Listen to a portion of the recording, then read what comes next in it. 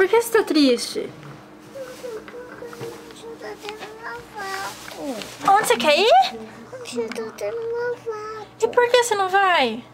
Mas só que fechou. Fechou!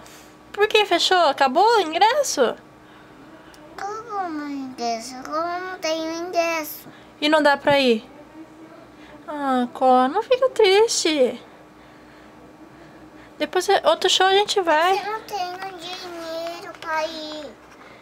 Não tem mais dinheiro? Ah, Có, você gosta dela? Mas acabou meu dinheiro. Eu dei tudo pra minha amiguinha. O meu dinheiro também acabou. Eu não vou mais também.